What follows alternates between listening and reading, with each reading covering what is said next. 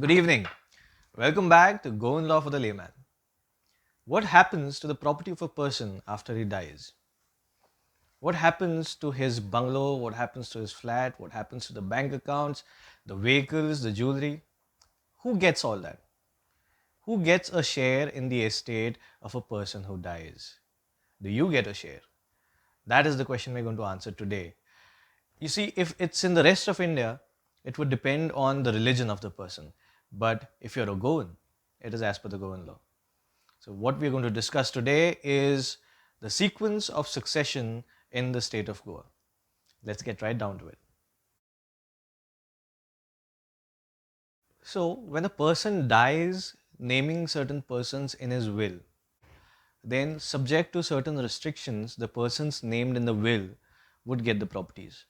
Now, this is again, when I refer to restrictions, I'm referring to the disposable quota that we had discussed in the earlier video. So, the bequest would have effect subject to the disposable quota. But what happens when the person has not left behind a will? That is when the law of intestate succession comes into force.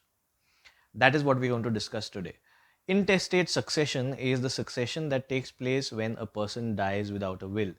And that succession has a particular sequence.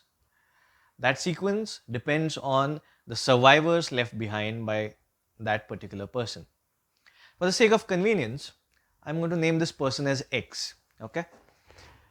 So X dies. Who gets his properties? Now, number one, if X was married, you have to remember one thing. Under the Goan law, subject to just one exception, that is prenuptial agreements, the spouse gets 50% share in the estate of the person the moment they are married.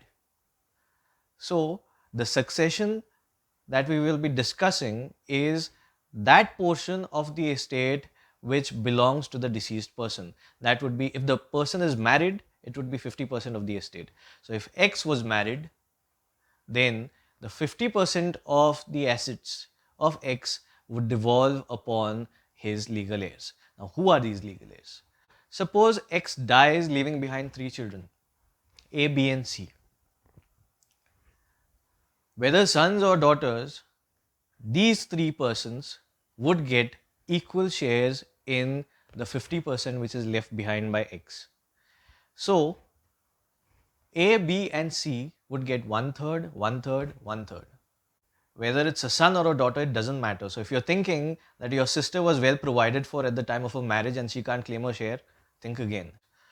What if the children have died before X? Then the property of X would go straight to the children. It first goes to the children. If the children have died leaving behind grandchildren, then it goes to the grandchildren. If grandchildren have died leaving behind great grandchildren, it goes to the great grandchildren, and so on. So, this is the category of descendants. And if there are no descendants, that comes to the second category, that is the ascendants.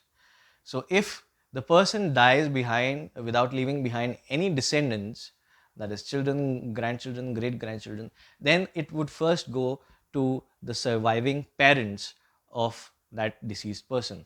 So, if X dies, has no children or any other descendants, then it would go to the parents of X.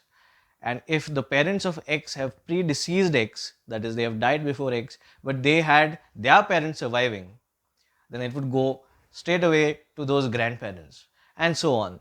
So, this is called the category of ascendants. That is, if there are no descendants, it will devolve upon the ascendants.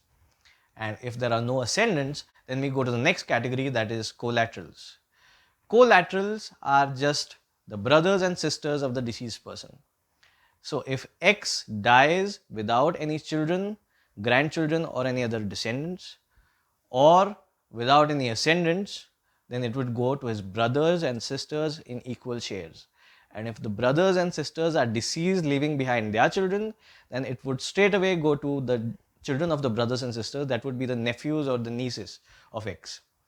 So, this is the category of collaterals, but this has one specific restriction. That is, these collaterals will become the owner of the property subject to the right of the spouse of X to use the property during her lifetime, his or her lifetime. So, even though they become the owner, they can't evict her or eject her from the estate of X. And that is called as the usufructuary right of the spouse. When the spouse dies without ascendants, descendants, or collaterals, the remaining 50% comes to the surviving spouse, and the surviving spouse becomes the absolute owner of the estate. That is when the spouse would have total ownership, 100% ownership of all the assets of X. If there are no survivors of a person, then ultimately the property goes to the state and the state has a right to acquire it. So that sums up the entire sequence of succession of Govans. So what do you think? Do you have a share in the property that you were not aware of? Do you have any queries? Post them in the comment section below. In the next video, I'll be dealing with the law of wills and what is a public will and what is a secret will. So stay tuned. Thank you for watching and see you in the next one. Bye bye.